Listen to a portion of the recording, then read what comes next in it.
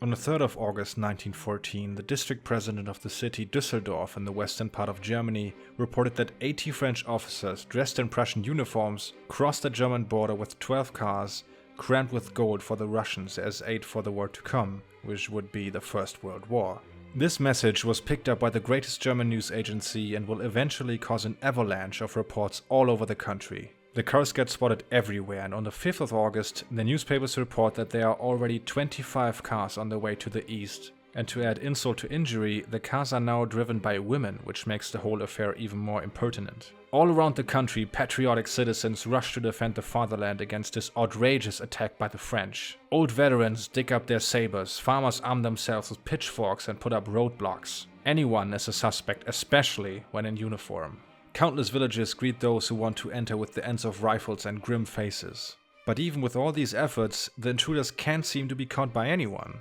The explanation for this follows soon, because now the French have allegedly switched to using bicycles dressed as masons, and hundreds of masons get pulled from their bicycles on their way to work. A different newspaper reports that one of the cars has the license plate number 12386. It looks like the war is here, but where is the enemy? Well, everywhere. The newspapers churn out report after report and claims that the fatherland is being flooded with foreign agents. Nuns smuggle bombs into the country and plot to commit the most horrid attacks. Hikers carry cholera on their walking canes to poison German wells. The paranoia knows no bounds anymore. One thing that isn't being reported though, even after days of vigilantes roaming the streets, is that the initial report was a fabrication placed by the military leadership to prepare the population for the war to come. The First World War will start with an epidemic of lies, rumors and false suspicion on all sides. Because not only was this the First World War, but also it was the first war of media, in which propaganda becomes one of the most important tools to beat the enemy. This, however, will not be without consequences. If we look at this relatively little lie that I just told you about, despite the efforts by the military leadership to retract their initial piece of propaganda after 2 days, this lie will go out of control and result in the death of 28 innocent people who are presumed to be French agents. And this is really just a microcosm of what was about to come, and all major nations participating in the war will learn that it's much easier to come up with lies than to erase them. And why don't we start with the nation which will learn this lesson the hardest?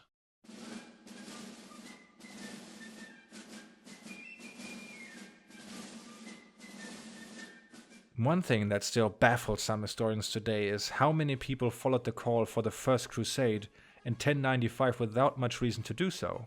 And like the First Crusade, the Great War was also a war of faith, at least for Germany. When we look at war today, we view it with the most horrific events in our past, and for us it's usually closer to a human slaughterhouse than a noble struggle. That's not how the people saw it back in the day though. In Germany and several other European nations, the outbreak of the First World War was met with such a joy that it brought us the fanaticism of the people willing to liberate the Holy Land about 800 years prior. As military historian Manfred Rauchensteiner put it, while going to war wasn't self-evident for the people, it didn't seem to be frightening either. War was part of the human existence and something tremendously exciting. War seemed to be the ideal way out of the boring everyday life. Be it students, professors, writers, artists, priests, atheists, anarchists, political activists or radicals, everyone wanted to be present when the European peace faded. They didn't see the horror in war, but change.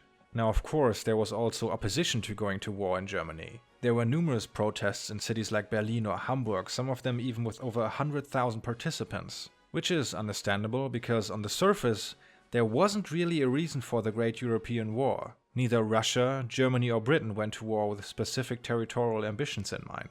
Even France didn't go to war over the eastern provinces they lost in the previous war with Germany, although they never left the collective memory. Defense was the key word in those first hours. In Germany, the numerous protests against the war stopped rather quickly when the news spread that Russia was mobilizing its army. From that point on, socialists closed ranks with ultra-nationalists to defend Germany from their enemies who had conspired to destroy them. This picture was of course painted for them by the country's leadership, but Germany's population was also very eager to believe the messages on the posters that were put up. What you have to keep in mind is that Germany is more or less a new country at this point. And since its founding in 1871, Germany always felt that they were being sabotaged and kept from taking their rightful place as a world power by the already established powers who were envious of Germany's success. So not only was this for many Germans a battle of life and death that they were forced into fighting, but also an opportunity to finally get rid of the power imbalance and give Germany its rightful place in the sun, as the Kaiser put it a couple of years earlier. So when it was time to go into battle, the young men were decorated with flowers by cheering onlookers who proudly watched them marching off to fight for the fatherland. Soldiers will write things like "Next stop Paris" on the side of train cards. Just a couple of years later, they will write "Cattle for Flanders" on those same train cards. In Germany, this collective excitement is called the August-Erlebnis, or August Experience, and it offered something for everybody. There was a huge feeling of fraternity and adventure, and even the socialists, who usually called for international solidarity, now could get behind the German cause to fight against reactionary Tsarist Russia, and those who sang the Internationale on one day were now singing Heil dir im Siegerkranz, the Kaiser's anthem. This is how a young Adolf Hitler described this moment in German history. To me personally, those hours appeared like the redemption from the annoying moods of my youth. Therefore, I am not ashamed today to say that, overwhelmed by impassionate enthusiasm, I had fallen on my knees and thanked heaven out of my overflowing heart that it had granted me the good fortune of being allowed to live in these times. A struggle for freedom had broken out, greater than the world had ever seen before, because once fate had begun its course, the conviction began to dawn on the great masses that this time, the question involved was not Serbia's or Austria's fate, but the existence or non-existence of the German nation. Now, what does this have to do with propaganda? Well, putting aside that little piece of Hitler's propaganda I just read to you, lying begins by concealing information, and of course, Germany, as the other major powers, weren't forced to go to war, but Germany rather wanted to fight the war now than in 3 years, when their enemies might be even stronger. Which of course leads the people who you are sending to die by the millions to ask what they are actually fighting for. Why does this war have to be fought to the bitter end, when it's really just about self-defense? The German propaganda in the beginning of the war was really focused on pointing out Germany's superior culture and morals in this fight. Germany presented itself as the sole protector of high civilization against the decadent democracies of France and especially Britain, who only stood for materialism and treachery. Specifically, the materialism of Great Britain, or how it was often called in newspapers, the perfidious Albion, played a big part in German propaganda, and the Brits were seen as a nation of hucksters in the eyes of the German elite. Now naturally this was all a bunch of nonsense, but it was real to the people at the time and even found sympathy in several neutral countries like Norway or Sweden. But it wouldn't be long before the other powers would be able to put a whole different spin on this idea of German high Kultur, and to make matters worse, it will be Germany itself which will provide the template for this, with the maybe biggest mistake in this entire conflict.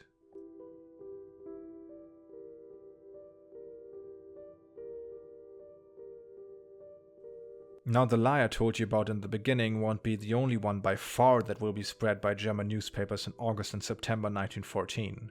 There will be reports about French airplanes bombing civilians, and that the wounded in a German sickbay in Belgium all lost their eyesight because partisans snuck in at night and pierced out their eyes. Especially Catholic priests seem to be the ones who commit these crimes, such as poisoning the coffee of German soldiers, or pulling a machine gun from under their ropes and shooting German soldiers in the back, while Belgian civilians handed out cigars filled with gunpowder, or that the black colonial troops were out for the throats of German soldiers to drink their blood. All these stories, who were of course completely made up, will continue to fuel the paranoia of the German soldiers moving into Belgium, in addition to the paranoia they already had before, because a lot of those young men who will march into Belgium will carry on their backs the stories of their fathers from the Franco-Prussian War. A war in which the military conflict was over rather quickly, but French resistance after was fierce, and German soldiers always had to be on the alert for snipers. What happened in Belgium in those early stages of the war will shock the entire world. The German army will use collective punishment on the civilian population for supposed attacks that they often imagined or after a military setback. Like in the historical city of Leuven, where in response to what the Germans interpreted as sniper fire, they burned down almost the entire city, including what the British newspapers call the Belgian Oxford, which was a historic university containing extremely valuable books. Historians today assume that it was most likely just a gun by a German soldier that went off accidentally firing into the night sky and not sniper fire that spooked the occupiers. Moving on from here and talking about how these crimes were portrayed and used for the Entente war effort, it's important to keep in mind that these atrocities happened.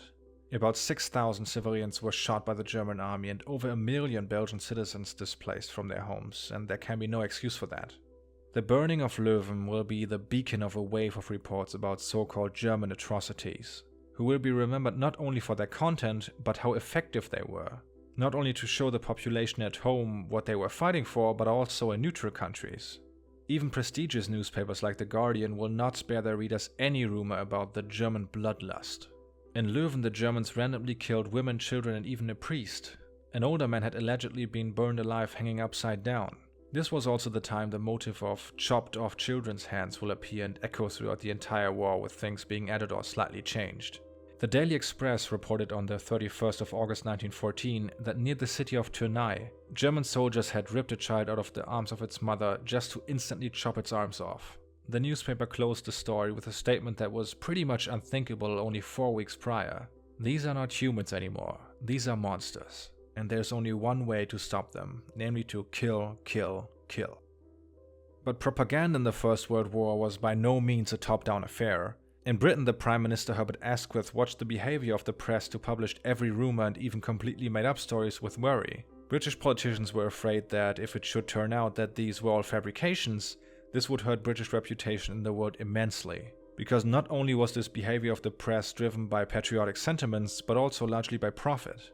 But nonetheless, the British government will engage in this kind of propaganda as well, with the support of famous authors, by the way. Writers like Arthur Conan Doyle or H.G. Wells offered the British government their influence on the public. Specifically H.G. Wells, who previously was of the opinion that the German Empire was the, quote, best and wickedest nation in the world, now openly stated that there was no doubt in his mind that the German population had to be re-educated.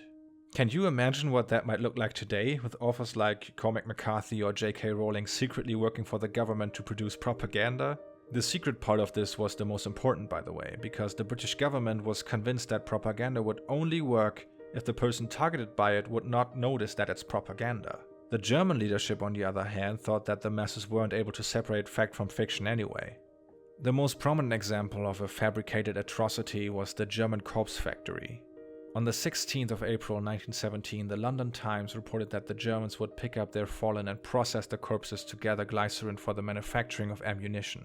Numerous newspapers will go on to report that the Germans would pick up corpses and feed them to the pigs. Only 14 days later, the British newspaper Punch even published a drawing of the German corpse factory. Shortly after, it became clear that this was spread by the British foreign press via their various agencies, and only in 1925, the New York Times uncovered that this was in fact a fabrication cooked up by the head of the British Military Intelligence Service. The initial aim was to spread this rumor in China, aimed at the particular place that the dead played in Chinese culture. The British government will officially recognize this report as a lie in December 1925 and apologize to Germany, furthering the belief that in fact every report of any atrocity allegedly committed by the German soldiers was fabricated. A view that became very prominent in the interwar years. Now, when I said propaganda in the First World War was no top-down affair, this was as true for Britain as it was for Germany. After the reports of the destruction of Leuven reached Germany, a bunch of German scientists, artists and intellectuals, among them prestigious names like Max Planck or Max Liebermann, got together to release a document called Manifesto of the 93, declaring their unequivocal support of German military actions in the early period of the conflict. Of course, these guys had no way of knowing if these claims of atrocities in Belgium were true or false, but that didn't stop them from claiming these were all lies and just another tool of their enemies who didn't shy away from making up the most outrageous falsehoods. As the document puts it, "It is not true that the life and property of a single Belgian citizen was injured by our soldiers without the bitterest self-defense having made it necessary. For again and again, notwithstanding repeated threats, the citizens lay in ambush, shooting at the troops out of the houses, mutilating the wounded, and murdering in cold blood the medical men while they were doing their Samaritan work. There can be no baser abuse than the suppression of these crimes with the view of letting the Germans appear to be criminals, only for having justly punished these assassins for their wicked deeds. It is not true that our warfare pays no respect to international laws. It knows no indisciplined cruelty, but in the east the earth is saturated with the blood of women and children unmercifully butchered by the wild Russian troops, and in the west dum-dum bullets rip apart the breasts of our soldiers. It is not true that the combat against our so-called militarism is not a combat against our civilization as our enemies hypocritically pretend it is. Were it not for German militarism, German civilization would long since have been extirpated. For its protection it arose in a land which for centuries had been plagued by bands of robbers as no other land had been. The German army and the German people are one, and today this consciousness fraternizes 70 million Germans, all ranks, positions and parties being one. We cannot wrest the poisonous weapon, the lie, out of our hands of our enemies. All we can do is to proclaim to all the world that our enemies are giving false witness against us. You, who know us, who with us have protected the most holy possessions of man, we call to you. Have faith in us, believe that we shall carry this war to the end as a civilized nation, to whom the legacy of a Goethe, a Beethoven and a Kant is just as sacred as its own hearts and homes. For this we pledge you our names and our honor. Now for some people, especially the elites in countries fighting against the Central Powers, this was proof that it wasn't just the Kaiser or the military leadership that was cruel or inhumane, but that this was a trait natural to all German people. And from this point on, the propaganda machinery will coin the term of the German bloodlust and the Hun. Although the comparison to the Huns was given by the Kaiser himself in a speech when German soldiers were sent off to put down the Boxer Rebellion in 1900. Should you encounter the enemy, he will be defeated. No quarter will be given. Prisoners will not be taken. Whoever falls into your hands is forfeited. Just as 1,000 years ago, the Huns under their king Attila made the name for themselves, one that even today makes them seem mighty in history and legend, may the name German be affirmed by you in such a way in China that no Chinese will ever again dare to look cross-eyed at a German. Yeah, he said a lot of dumb stuff like that. Anyway, as you can imagine, the idea of German high culture from that point on was seen in the context of atrocities in Belgium, and its growth and appeal significantly decreased. British propagandists will amplify this idea of German barbarism while also connecting it to the term Kultur.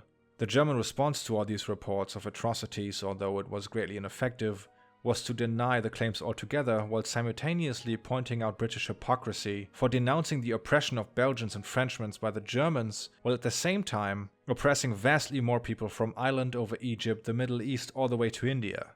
And slowly, all this propaganda will warp the view of the war as a military conflict and will make it appear much more like an exorcism in which the evil represented by the other side will have to be eradicated. And of course, this was partially the reason why you couldn't just end the war in a sort of gentleman's agreement. Because once you painted the other side as the enemy of mankind who mutilates babies and literally eats the hands of Belgian children, you can't just go back to normal. How are you gonna sell your citizens that you're gonna make a peace deal with a country whose head of government allegedly paid extra if German U-boats sunk ships with women and children on board? You can't. And these were only the short-term consequences. A couple of years later, the Nazis and the Soviets will look to the British press in the First World War as their role model on how to utilize propaganda and influence the masses. More years down the line, in the Second World War, newspapers and foreign governments will be extremely cautious to give credence to reports of death camps or mass executions of Jewish citizens of all age ranges, precisely because of what they remembered from the previous conflict. And even today, Holocaust deniers make the claim that the state-sponsored genocide of Jews in Roma is just as much a lie as those claims about the German corpse factory in the First World War.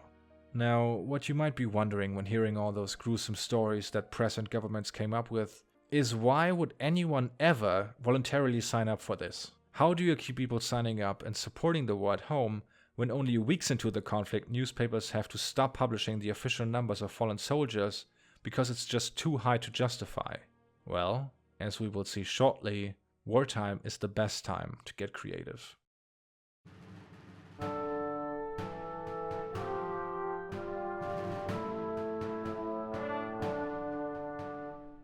One of the golden rules in sales is that the person you're trying to sell something can't have the feeling that they are being sold something. In other words, if you want someone to do something, you have to convince them that they want it themselves.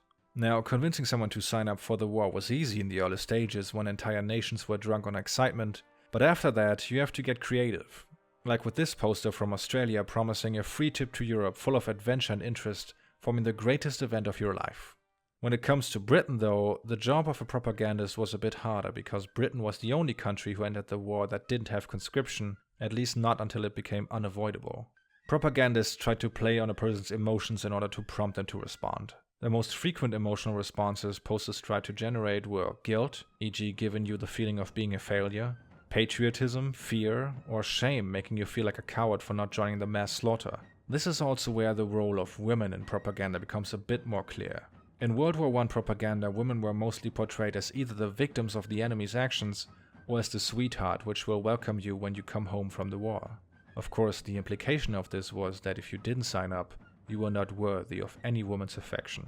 Some of you might already have heard of the Order of the White Feather, which was a group of young British women who, if they found a young man or sometimes boy who looked like he should be in uniform, started dressing them down about what a coward they were.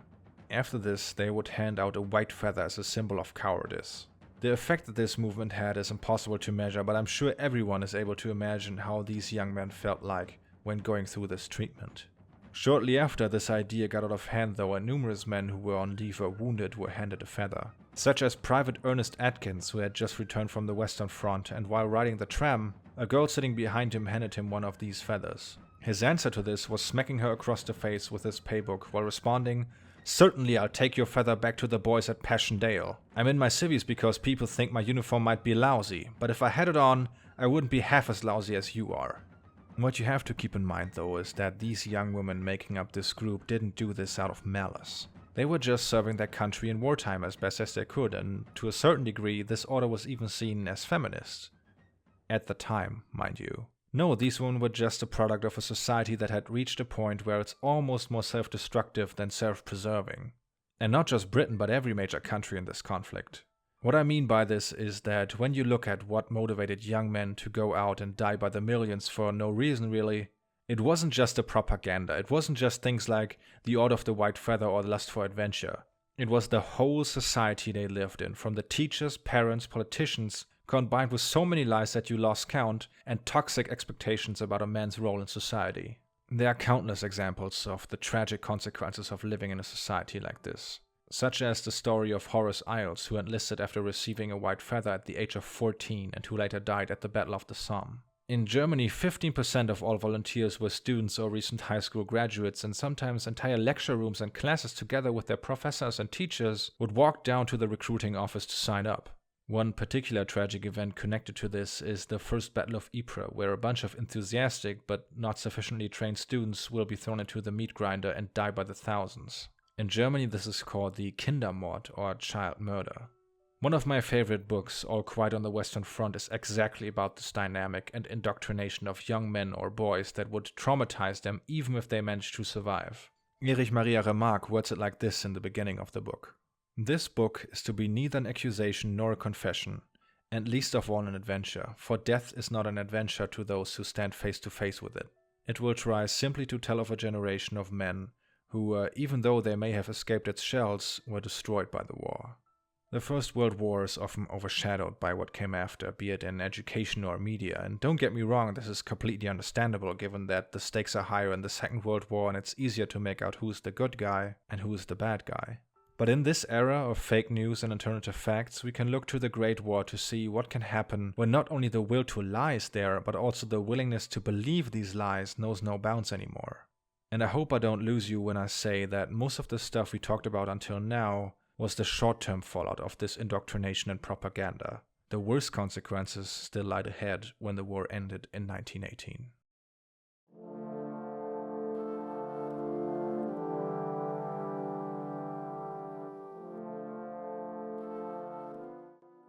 The ending of the First World War looked very different for Germany than the end of the Second.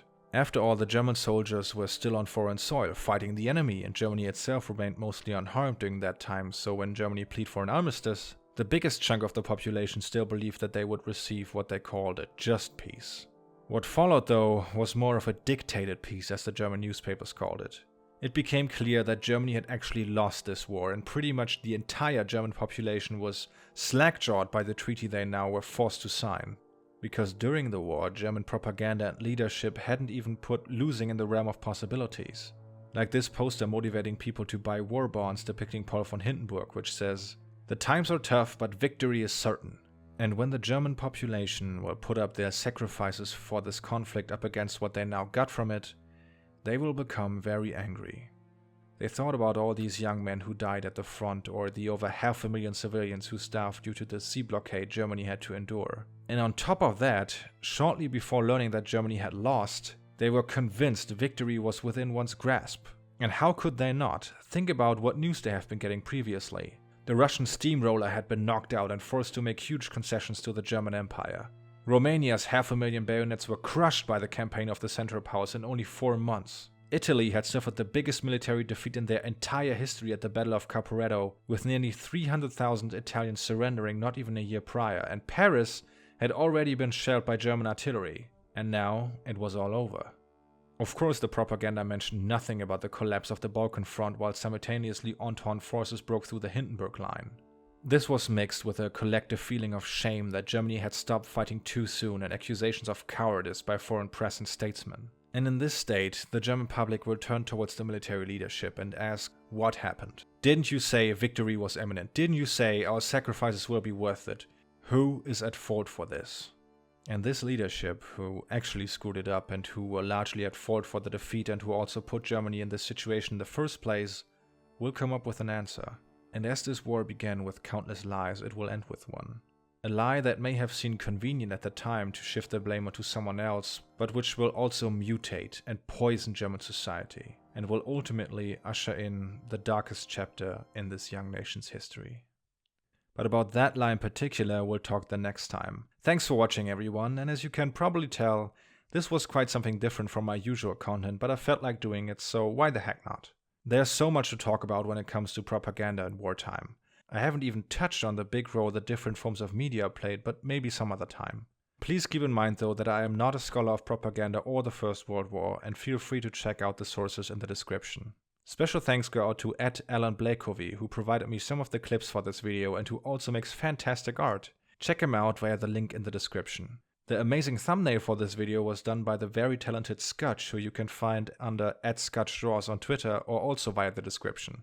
And last but not least, the neat little animation you saw towards the end was done by Lashman. Very big thank you for that.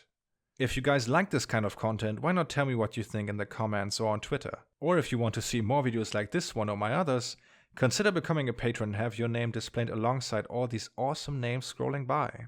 I hope you enjoyed this one and to see you next time.